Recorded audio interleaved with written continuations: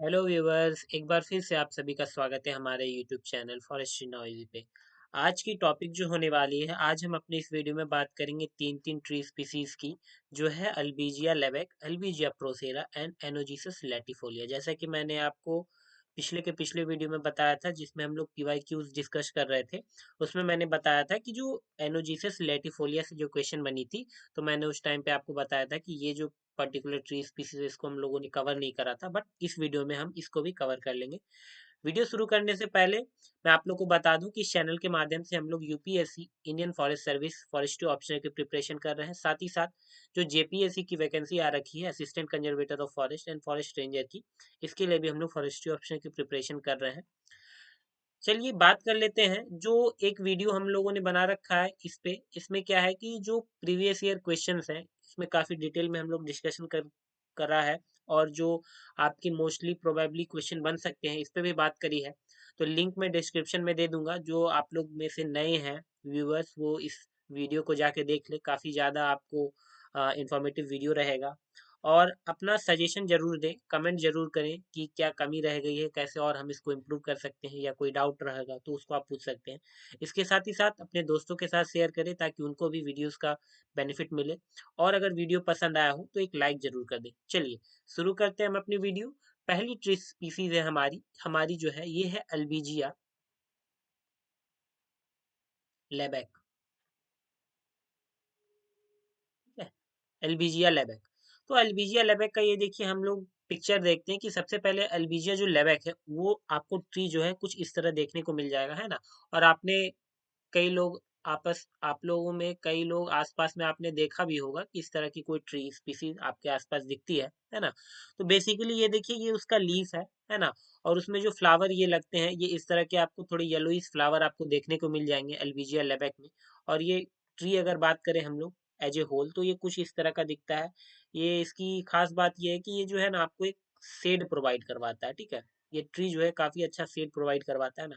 इसके साथ ही साथ इसमें जो पॉड्स होते हैं, जो फ्रूट्स वगैरह जो है, ये पॉड्स है। ठीक है, तो इसका पॉड्स आपको इस तरह का देखने को मिल जाएगा। साथ ही साथ ये देखिए, पॉड्स के अंदर से सीड्स हैं। तो कंप्लीट पिक्चर आपके सामने है, ताकि आप कभी रियल लाइफ में ट्री को देखते हो तो आप आइडेंटिफाई कर पाओगे कि हाँ, ये अल्बिजिया प्रोसेरा है, सॉरी अल्बिजिया लेवेक है। ठीक है, चलिए तो बात करते हैं। जब भी हम हमारा मेंस में पेपर में क्वेश्चन बन जाएगा कि मान के चलिए सिल्वीकल्चर ऑफ एल्बिजिया लेवेक आपको लिखना है, तो सबसे पहले क्या करना है कि कुछ जो बेसिक फॉर्मेट्स है, ठीक है, जो हमारी जो बेसिक फॉर्मेट है, इसको ध्यान में रखना है। बेसिक फॉर्मेट्स क्या है, तो हम लोगों ने काफी डिस्कशन करा है, जो हम लोग की सिल्वीकल्चर वाली वीडियो की सीरीज चल रही है। सबसे पहले हम लोग को शुरू करना है साइंटिफिक नेम से। सिंपल लॉजिक आप समझिए, जब आप कहीं किसी को अपने आप को इंट्रोड्यूस करते हो, तो आप शुरू करते हो अपने नाम से कि hello my self is ABC और सो एंड सो। तो सबसे पहले हम लोग को क्या करना है, साइंटिफिक नेम लिखना है। तो अल्बिजिया लेबेक की साइंटिफिक नेम अल्बिजिया लेबेक ही है। साइंटिफिक नेम लिखने में आपको एक चीज याद रखना है, जो कि हमारा है नोमेनक्लेचर का रूल जो है। सबसे पहले जो एल्बिजिया लेबेक है, तो हमेशा याद रखिएगा कि जो आपकी जो सेकंड जो वर्ड आप लिखोगे, तो उसका जो पहला लेटर होगा वो हमेशा स्मॉल होगा। ठीक है, हमेशा स्मॉल होगा। और लिखने के बाद आप क्या करोगे, उसको सेपरेट अंडरलाइन कर दोगे। ठीक है, इसके साथ इसके बाद आपको लिखना है कॉमन नेम, की आम भाषा में या लोकल लैंग्वेज में उस ट्री को किस नाम से जाना जाता है। तो यहाँ पे हम लोग इसको सीरीज के नाम से जानते हैं। साथ ही साथ ईस्ट इंडियन वॉलनट और फ्लाईवुड ट्री भी कहा जाता है। फैमिली की बात करें, तो एल्बिजिया लेबैक जो है, ये लेगुमिनेसी फैमिली से बिलोंग करती है। मैंने आपको एक ट्रिक बताया था, है ना। एक ट्रिक बताया था कि जो लेगुमिनेसी फैमिली की जितनी भी ट्री स्पीसीज होगी, इसमें क्या होते हैं, पॉड्स होते हैं। ठीक है, पॉड्स किसको बोलते हैं, तो ये देखिए, ये जो पॉड्स है, इसे पॉड्स कहते हैं। ठीक है, ये आपका पॉड्स हो गया। तो लेगुमिनेसी ट्री स्पीसीज जितनी भी रहेगी, जो भी लेगुमिनेसी फैमिली से बिलोंग करेगी, सभी में क्या है, आपको पॉड देखने को मिल जाता है। चाहे आप शीशम देख लीजिए, है ना। साथ ही साथ बात करते हैं इसकी डिस्ट्रीब्यूशन की, तो एल्बिजिया लेबैक जो है, ये आपको इंडियन सब कॉन्टिनेंट में काफी अक्रॉस जो है आपको अच्छा देखा जाता है। साथ ही साथ कुछ कंट्रीज है, जैसे कि आपका बांग्लादेश हो गया, पाकिस्तान, श्रीलंका, म्यांमार और नेपाल, इस कंट्रीज में भी ये अच्छी तरह से आपको देखने को मिल जाएगा। रेनफॉल की अगर हम बात करें, तो ये 635 मिलीमीटर से लेके 2545 मिलीमीटर, ठीक है। mm मीन्स मिलीमीटर, ठीक है। ये रेनफॉल का रेंज है। साथ ही साथ सॉइल की बात करें तो जो एल्बिजिया लेबेक है ये वेल ड्रेन्ड सॉइल में अच्छा ग्रो करता है। इसके साथ ही साथ माइल्ड सैलिन और लेटेराइट सॉइल में भी इसकी ग्रोथ अच्छी देखी जाती है, ठीक है। साथ ही साथ हम बात करें टेम्परेचर रेंज की तो जो एल्बिजिया लेबेक है ये -5 डिग्री सेल्सियस, ठीक है, -5 डिग्री सेल्सियस जो है एक्सट्रीम जो है, ये जो होता है कि आपका मिनिमम कितना जा सकता है, मिनिमम टेम्परेचर की बियरिंग कितनी है, तो ये -5 डिग्री सेल्सियस से 45 डिग्री सेल्सियस तक देखा जाता है इसका टेम्परेचर रेंज। चलिए अब हम बात करते हैं हिंदी में कि जो एल्बिजिया लेबेक है इसको आप क्या करोगे, वैज्ञानिक नेम देखो एल्बिजिया लेबेक किस तरह लिखना है, साथ ही साथ सामान्य नेम में सीरीज कहते हैं, पूर्व भारतीय अखरोट या फ्लाईवुड वृक्ष के नाम से भी जाना जाता है, फैमिली आपका लेगुमिनेसी हो गया। वितरण की बात करें तो एल्बिजिया लेबेक जिसे भारतीय सीरीज या सीरीज भी कहा जाता है, यह भारतीय उपमहाद्वीपीय के विभिन्न भागों में पाया जाता है, साथ ही साथ बांग्लादेश, पाकिस्तान, श्रीलंका, म्यांमार और नेपाल में भी पाया जाता है। वर्षा की हम बात करें तो जैसा मैंने बताया 635 मिलीमीटर से लेके 2540 मिलीमीटर इसकी वर्षा की रेंज है। मिट्टी की बात करें तो ये अच्छी जल निकासी वाली मिट्टी, that means well drained soil, और हल्के खारे और लेटेराइट मृदा में भी ये देखने को मिल जाता है। तापमान की बात करें तो -5 डिग्री सेल्सियस से लेके 45 डिग्री सेल्सियस का टेम्परेचर रेंज रहता है। अब हम बात करते हैं एल्बिजिया लेबेक की फेनोलॉजी की। देखिए फेनोलॉजी क्या होती है ना, यहाँ पे हिंदी में आप समझिए कि पेड़ की ऋतु क्रमिका। सिंपल सा बात यह है कि फेनोलॉजी में जैसे हमने बात करा था कि हम लोग फेनोलॉजी में डील करते हैं फ्लावरिंग, ठीक है, जो flowering, fruiting, leaf fall and leaf renewal. Basically phenology का मतलब ये होता है कि एक साइंस है जिसमें कि हम इस चीज के बारे में पढ़ते हैं कि जो ट्री है उसमें चेंजेस कैसे आ रहे हैं, है ना। तो सीजनल चेंज जो है, आप क्या करो, सीजनल जो चेंजेस हैं, ठीक है, ट्री में flowering, fruiting, leaf fall, leaf renewal, तो इन सभी चीज को हम लोग फेनोलॉजी के अंदर डिस्कस करते हैं। तो जो हमारा एल्बिजिया लेबेक है ये लार्ज डेसिडुअस ट्री है। डेसिडुअस ट्री का मतलब क्या होता है कि डेसिडुअस ट्री ये ऐसा ट्री होता है कि साल में या किसी भी पर्टिकुलर एक स्पैन, एक पर्टिकुलर टाइम में क्या करता है, ये अपने जो लीफ है ना, कंप्लीटली क्या करता है, इसको कंप्लीटली लीफलेस रहता है किसी एक पर्टिकुलर टाइम पीरियड के लिए, है ना। तो ऐसे ट्री को हम लोग डेसिडुअस ट्री कहते हैं। इसी का अपोजिट हम लोग को देखने को मिलता है एवरग्रीन ट्री। एवरग्रीन ट्री का मतलब ये होता है कि आप कभी भी चले जाओ, साल के 12 महीने चले जाओ, उसमें हमेशा आपको लीफ दिखेगा, कभी भी वो लीफलेस नहीं रहता, है ना। तो बेसिक डिफरेंस ये है। इसके साथ ही साथ हम बात करते हैं फ्लावरिंग की। तो ये जो फ्लावरिंग का पीरियड होता है एल्बिजिया लेबेक में, ये आपको अप्रैल से मई के महीने में देखने को मिल जाते हैं, ठीक है, जो कि जनरली ग्रीष्म ऋतु में देखने को मिलता है। फ्रूटिंग की बात करें तो ये अगस्त के महीने में फ्रूटिंग लगते हैं। लीफ फॉल इसमें अक्टूबर से नवंबर के महीने में देखने को मिल जाता है, ठीक है, विंटर सीजन में। और लीफ रिन्यूअल जो है इसका मार्च से अप्रैल में नई पत्तियां जो है ये आपको देखने को मिल जाएगी, ठीक है। हिंदी में बात करें तो यह एक बड़ा पर्णपाती वृक्ष है, ठीक है, पर्णपाती दैट मीन्स की डेसिडुअस। साथ ही साथ फूल आना, इसमें फूल कब लगते हैं तो अप्रैल से मई, फल कब आते हैं अगस्त में, पत्ते झड़ते कब है अक्टूबर से नवंबर, और पत्ते पुनः उग जाते हैं मार्च से अप्रैल के महीने में। चलिए बात करते हैं अब हम सिल्वीकल्चर कैरेक्टर की। तो सिल्वीकल्चर कैरेक्टर में हम बात करते हैं फ्रॉस्ट की, लाइट डिमांडिंग स्पीसीज है या नहीं, शेड बियरर है या नहीं, विंड फर्म है या नहीं, है ना, कॉपिसिंग करता है कि नहीं, रूट शकस प्रोड्यूस करता है कि नहीं। तो इन सभी चीजों को हम लोग सिल्वीकल्चर कैरेक्टर्स के रूप में देखते हैं ना। तो सबसे पहले बात करते हैं कि ये जो हमारी ट्री स्पीसीज है अल्बिजिया लेबेक, ये फ्रॉस्ट स्टैंडर्ड स्पीसीज है। फ्रॉस्ट स्टैंडर्ड स्पीसीज क्या है कि जब भी फ्रॉस्ट पड़ेगा, जब भी पाला पड़ेगा, है ना, जब भी क्या होती है कि जो हमारी टेम्परेचर होती है, एटमोस्फेरिक टेम्परेचर, वो क्या है, बिलो फ्रीजिंग पॉइंट चली जाती है, तो वो फ्रॉस्ट का रूप ले लेती है। तो क्या है, फ्रॉस्ट से इसको काफी ज्यादा नुकसान देखने को मिलता है। साथ ही साथ ये लाइट डिमांडिंग स्पीसीज है। Light demanding species that means कि इट्स इनिशियल स्टेज, है ना, सीडलिंग सैपलिंग स्टेज में इसे क्या है, लाइट की आवश्यकता पड़ती है ना, रिक्वायरमेंट होती है सो दैट कि ये प्रॉपर ग्रो करे, इसलिए ये लाइट डिमांडिंग स्पीसीज है।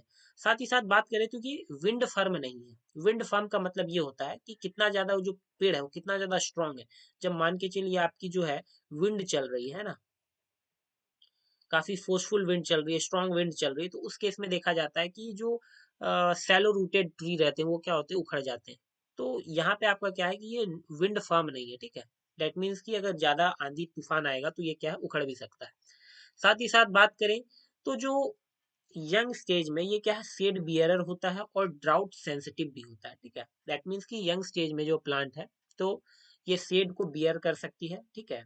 थोड़ा जो आप छांव वाले एरिया में है तो वहां पे भी ये ग्रो हो जाता है। और ड्राउट सेंसिटिव होता है ये। ड्राउट सेंसिटिव दैट मीन्स कि अगर सूखा वगैरह आया तो क्या है कि ये जो ट्री है इसको काफी ज्यादा नुकसान पहुंच जाता है in its young stage, that means seedling and sapling stage. Coppicing की बात करें तो कॉपिसिंग में ये आपको काफी अच्छा ज्यादा कॉपिसिंग इसमें देखने को मिलता है। ऐसे व्यूअर्स जो हमारे चैनल पे नए हैं उसके लिए मैं उनके लिए मैं बता दूं कि कॉपिसिंग क्या होता है कि एक ट्री की टेंडेंसी होती है, एक एबिलिटी होती है कि जब आप क्या करो, ये बेसिकली मान लीजिए ट्री है, अब हम क्या करते हैं इसको यहाँ से फेल कर देते हैं, ठीक है। जनरली फेल कर दिया हमने, फेल कर दिया। अब फेल करने के बाद क्या होता है कि जहां से आप फेल करोगे, काटोगे, तो आप देखना कि यहाँ से काफी ज्यादा मल्टीपल शूट्स निकल आते हैं। तो बेसिकली ये जो मल्टीपल शूट्स आ जाते हैं ना, इसको कॉपिसिंग एबिलिटी कहते हैं ना। तो कॉपिसिंग इसमें अच्छा खासा देखने को मिलता है। इसके साथ ही साथ ये रूट सकर्स भी अच्छा खासा प्रोड्यूस करता है। अब हम बात करते हैं हिंदी वालों के लिए, तो ये देखिए पाले के प्रति क्या है, संवेदनशील है, प्रकाश की मांग करने वाला है, ठीक है। दैट मीन्स की लाइट डिमांडर है। हवा के प्रति ये मजबूत नहीं होता है क्योंकि विंड सेंसिटिव है, ठीक है, विंड फर्म नहीं है। युवा पौधे जो रहते हैं वो मध्यम छाया सहने वाले होते हैं और साथ ही साथ सूखा के प्रति काफी ज्यादा संवेदनशील आपको देखने को मिलेंगे। अच्छी शाखाएं फूटती है, दैट मीन्स यहाँ पे अच्छी शाखाएं फूटती है। मैंने बताया ना कि ये जो कॉपिसिंग निकलते हैं ना, तो आप इसको ऐसे भी आप यहाँ मेंशन कर दे सकते हो,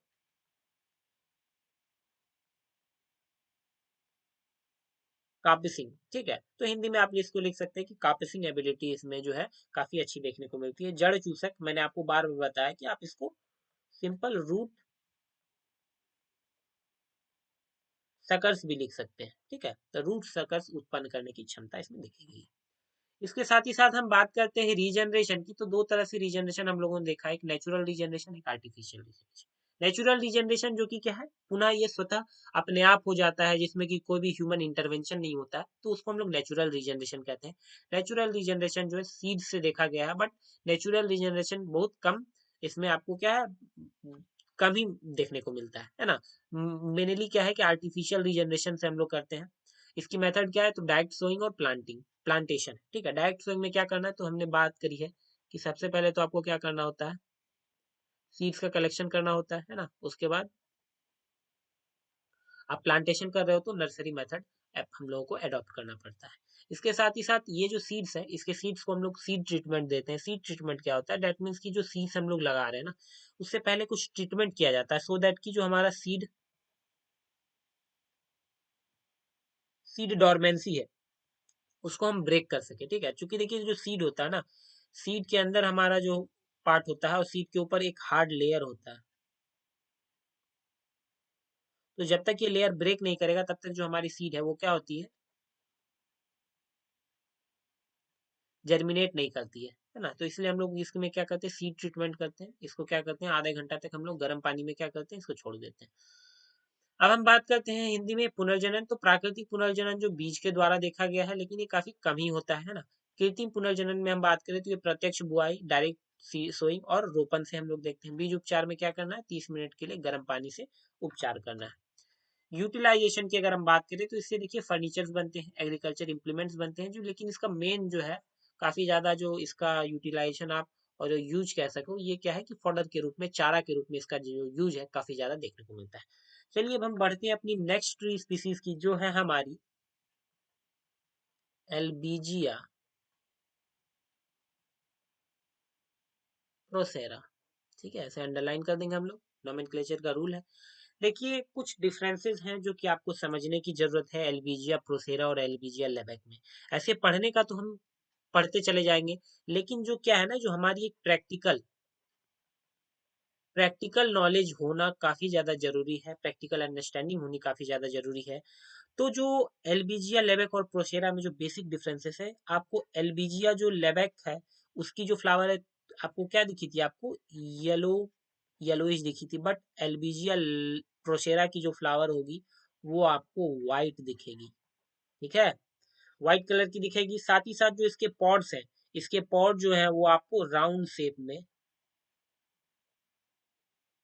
राउंड शेप में देखने को मिलेंगे, और वहां पे हम लोगों ने जो देखा था वो इलोंगेटेड था। कैसा था? इलोंगेटेड। ठीक है। एल्बीजिया लेबेक के केस में जो हमने पॉड देखा था, वो पॉड का शेप इलोंगेटेड था, बट जो यहाँ पे आप पॉड देख रहे हो उसका शेप क्या है? राउंड है। ठीक है, तो बेसिक डिफरेंस आपको समझ में आ गया। चलिए अब हम बात करते हैं एल्बीजिया प्रोशेरा की सिल्वीकल्चर की। तो सबसे पहले हम लोग शुरू करते हैं साइंटिफिक नेम। साइंटिफिक नेम आप लिख दीजिएगा, एल्बीजिया प्रोशेरा। कॉमन नेम की बात करें तो इसे सफेद शिरीष भी कहा जाता है, व्हाइट शिरीष कहा जाता है, क्योंकि जो इसमें फूल लगते हैं सफेद कलर के होते हैं, सफेद रंग के होते हैं। फैमिली की बात करें तो ये भी लेगुमिनेसी फैमिली से बिलोंग करता है। देखिए, मैंने आपको बताया था ना, ये ट्रिक काम करेगा, हर जगह काम करेगा। पॉड्स होते हैं। ठीक है। डिस्ट्रीब्यूशन की हम बात करें तो ये सब हिमालयन ट्रैक, साथ ही साथ असम, बंगाल और छोटा नागपुर प्लेटू में देखने को मिलता है। साथ ही साथ पेनिनसुलर इंडिया में भी ये आपको देखने को मिल जाएगा। रेनफॉल की बात करें तो ये 950 मिलीमीटर से लेकर 2400 मिलीमीटर जो है रेनफॉल रेंज देखी गई है। और टेम्परेचर की बात करें तो ये 15 डिग्री सेल्सियस से लेकर 46 डिग्री सेल्सियस टेम्परेचर रेंज इसका देखा गया है। यह है हिंदी वालों लोग के लिए कि अल्बिजिया प्रोशेरा। ठीक है, वैज्ञानिक नेम अल्बिजिया प्रोशेरा, सफेद सीरीज कहते हैं। साथ ही साथ लेगुमिनेसी फैमिली हो गया। उप हिमालयी क्षेत्रों असम, बंगाल, छोटा नागपुर और प्रादीपीय क्षेत्रों में पाया जाता है। वर्षा 950 से 2400 मिलीमीटर, तापमान 15 डिग्री सेल्सियस से 46 डिग्री सेल्सियस। फेनोलॉजी की अगर हम बात करें तो फेनोलॉजी में देखिए, जनरली ये जो हमारी ट्री है एल्बिजिया प्रोशेरा, जनरली ये एवरग्रीन ट्री स्पीसीज है। ठीक है। यहाँ पे देखिए बेसिक डिफरेंसेस मैं अब आपको बताते चलूं, ये सब ऑब्जर्वेशन की बात है। ये जो हमारी एल्बिजिया लेबेक थी, एल्बिजिया लेबेक क्या थी? एक डेसिडुअस ट्री थी। बट हम बात कर रहे हैं एल्बिजिया प्रोसेरा की, तो ये क्या है? एल्बिजिया प्रोसेरा जो ये यूजुअली जनरली एवरग्रीन ट्री होती है, but in case of dry localities, ठीक है, इसको आप ध्यान दीजिए, in case of dry locality अगर वहां पे वो है तो वो डेसिडुअस नेचर शो करता है। बट इन जनरल अगर मॉइस्ट लोकेलिटी में है तो वो एवरग्रीन ट्री स्पीसीज की तरह एक्ट करता है। ठीक है। एवरग्रीन और डेसिडुअस के बीच क्या डिफरेंसेस है ये सभी आप लोगों को पता है। तो चलिए मैं आगे बढ़ता हूँ फ्लावरिंग के बारे में। इसमें फ्लावरिंग जो जून से अगस्त के महीने में देखी गई है। फ्रूटिंग की बात करें तो ये फरवरी से मई के महीने में, और लीफ फॉल जो है ये अप्रैल से जून में देखी गई है। लीफ रिन्यूअल जो होती है इसमें अप्रैल से जून में ही होती है। दोनों टाइम पीरियड सेम है, चूंकि ये क्या है? एवरग्रीन स्पीसीज है, ट्री स्पीसीज है, इसलिए जो है टाइम पीरियड यहाँ आपकी सेम इसको देखने को मिल जाएगी। चलिए हिंदी में यह है, पेड़ की ऋतु क्रमिका जो है ये सामान्यतः सदाबहार वृक्ष है, लेकिन सूखी जगहों में ये पर्णपाती वृक्ष की तरह व्यवहार करता है। फूल कब लगते हैं? तो जून से अगस्त। फल लगते हैं फरवरी से मई में। पत्ते झड़ते हैं अप्रैल से जून में, और पुनः पत्तियां अप्रैल से जून में। दोनों टाइम पीरियड सेम है, चूंकि ये एवरग्रीन ट्री स्पीसीज है। और एवरग्रीन ट्री स्पीसीज की बात करें तो आप ये कतई मत समझना कि इसमें जो है लीफ फॉल नहीं होती है, ये बिल्कुल गलत है। कई बार ऐसे क्वेश्चन बनते हैं एमसीक्यूज में। ठीक है। अगर आप आईसीआर यूजी पीजी की एग्जामिनेशन दे रहे हो तो आईसीआर में काफी ज्यादा ये क्वेश्चन पूछा जाता है ना, कि आप बताइए एवरग्रीन ट्री स्पीसी जो है क्या वो लीफ फॉल नहीं करता? गलत है, वो लीफ फॉल करता है, बट क्या है, वो कभी भी कंप्लीट कंप्लीट लीफलेस या कंप्लीट लीफ फॉल नहीं करता। ठीक है। ये मेन पॉइंट है। चलिए बात करते हैं अब हम सिल्वीकल्चर कैरेक्टर्स की। तो सिल्वीकल्चर कैरेक्टर्स में देखिए ये भी फ्रॉस्ट टेंडर है। ठीक है। कंपैरिजन करते करते हम लोग पढ़ेंगे। ये भी फ्रॉस्ट टेंडर है जैसा कि एल्बिजिया लेबेक है। ये भी लाइट डिमांडिंग स्पीसीज है। इसके भी क्या है, जो इनिशियल स्टेज होते हैं, इनिशियल स्टेज पे क्या है, इसको भी लाइट की रिक्वायरमेंट होती है फॉर इट्स क्या है, प्रॉपर ग्रोथ के लिए। ठीक है। ये जो है ड्राउट हार्डी है। ठीक है। यहाँ पे क्या है, सूखा वगैरह जो है ये क्या है, सहने वाला है। बट इन केस हम लोग वहां क्या देखे थे कि जो एल्बिजिया लेबेक है वो क्या है, यंग स्टेज में, है ना, यंग स्टेज में क्या था, ड्राउट सेंसिटिव था। देखिए यहाँ पे देखिए हम लोग, ये क्या है, जो ड्राउट सेंसिटिव थी। ठीक है। लेकिन यहाँ जो हमारा ये ट्री स्पीसीज है एल्बिजिया प्रोसेरा, ये ड्राउट हार्डी है। साथ ही साथ मॉडरेट शेड बियरर भी है। कॉपिसिंग अच्छी देखने को मिलती है, और रूट सकर्स भी ये प्रोड्यूस करता है। ठीक है। हिंदी वालों के लिए ये पेड़ जो पाले के प्रति संवेदनशील है ना, प्रकाश की मांग करने वाला, सूखा सहने वाला है, मध्यम छाया सहने वाला है, अच्छी शाखाएं फूटती है। इसको आप क्या है, कॉपिसिंग भी लिख सकते हो, ऐसा कोई दिक्कत नहीं है। कॉपी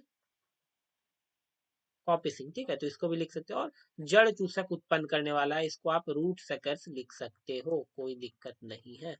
और बेटर यही रहेगा कि आप इसको रूट शकल लिखना। चलिए, रीजनरेशन की हम बात करें तो यहाँ पे भी नेचुरल रीजनरेशन जो सीड से देखा जाता है। आर्टिफिशियल रीजनरेशन हम लोग क्या करते हैं, डायरेक्ट सोइंग या प्लांटेशन मेथड, ठीक है। डायरेक्ट सोइंग अगर हम करेंगे तो क्या करना है, सबसे पहले हम लोग को सीड कलेक्शन करना है। प्लांटेशन है तो हम लोग क्या है, नर्सरी मेथड अप्लाई करते हैं। यूटिलाइजेशन की बात करें तो कंस्ट्रक्शन में टिम्बर के लिए टूल कैंडल्स, गम, फॉडर और फ्यूलवुड के रूप में इसका हम लोग यूज देखने को मिलता है। हिंदी में प्राकृतिक पुनर्जनन बीज के द्वारा, कृत्रिम पुनर्जनन प्रत्यक्ष बुआई और रोपण, उपयोग निर्माण, निर्माण दैट मीन्स कंस्ट्रक्शन वर्क, ठीक है। लकड़ी, उप आप है उपकरण, मोमबत्तियां, ठीक है। साथ ही सॉरी, उपकरण मोमबत्तियां यहाँ पे जो है ये थोड़ा गलत हो जाएगा, ठीक है, इसको आप मत लिखना। टूल कैंडल्स दैट मीन्स की जो आप जो टूल वगैरह बनता है ना, जो बेसिकली जो टूल्स वगैरह, तो इसके नीचे की जो ये स्टैंड होती है ना, तो ये टूल कैंडल्स उसको है, ठीक है। तो ये है। इसके साथ ही साथ गोंद जो है, गोंद के रूप में चारा और ईंधन की लकड़ियां, ठीक है। तो इन सभी चीज में इसका उपयोग देखने को मिलता है। अब हम बात करते हैं अपनी एक और ट्री स्पीसीज, ये है एनोजीसस, सॉरी,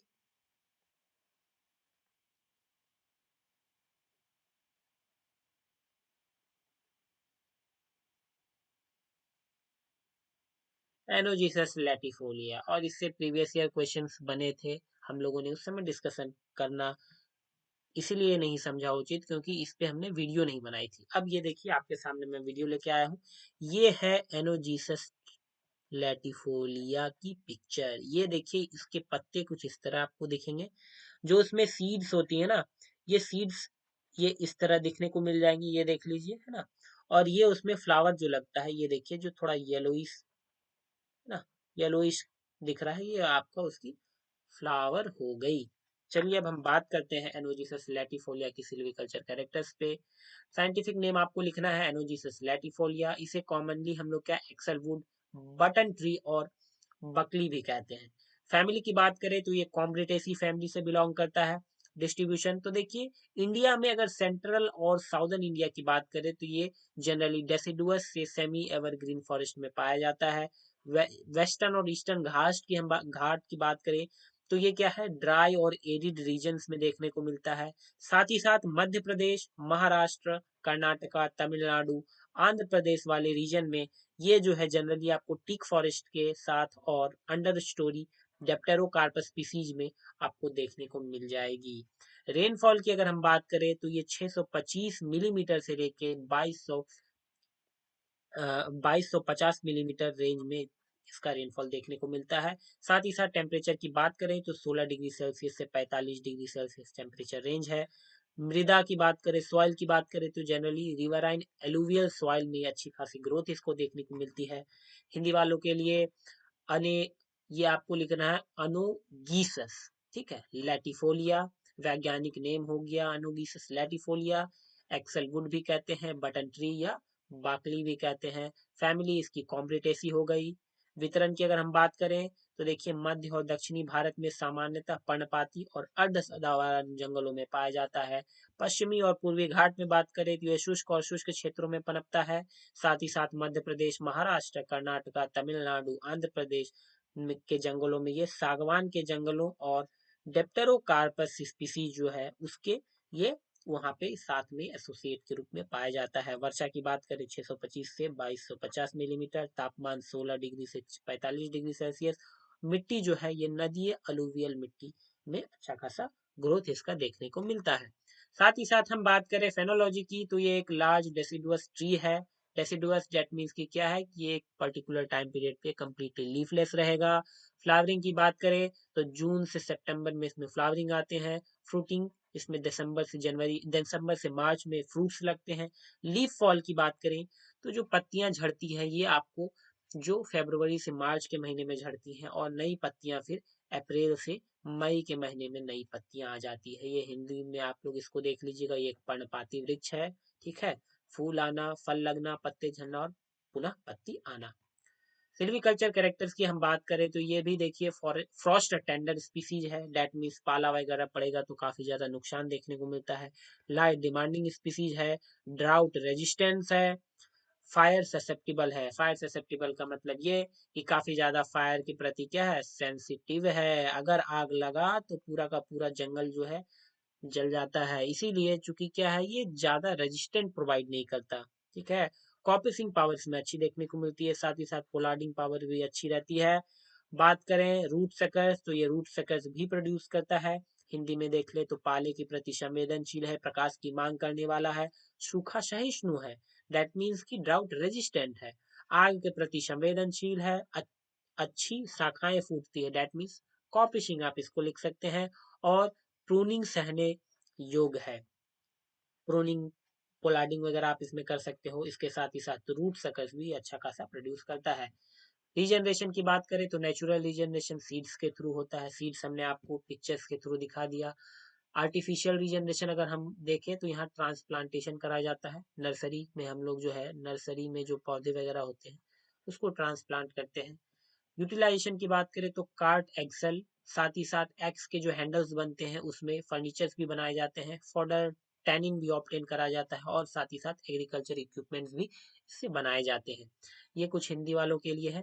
ये देखिए, पुनर्उत्पादन या आप पुनर्जनन जो हो गया, यह प्राकृतिक पुनर्जनन बीज के द्वारा, कृत्रिम पुनर्जनन प्रत्यारोपण जैस्मिन ट्रांसप्लांटेशन, गाड़ी के धुरे के रूप में, कुल्हाड़ी के हैंडल के रूप में, फर्नीचर, चारा, टैनिन प्राप्त करने के लिए और कृषि उपकरण के लिए हम एनोजीसस लैटिफोलिया का उपयोग करते हैं। तो that's all in this video. Video पसंद आया हो तो एक लाइक जरूर कर दें। अगर आप मेरे चैनल पर नए हैं तो चैनल को सब्सक्राइब कर दें और बेल आइकन प्रेस करना ना भूलें, ताकि रेगुलरली वीडियोस आप तक सबसे पहले पहुंच सके। कोई डाउट होगा तो कमेंट सेक्शन में कमेंट जरूर करें। Thank you and have a nice day. मिलते हैं अगले वीडियो के साथ।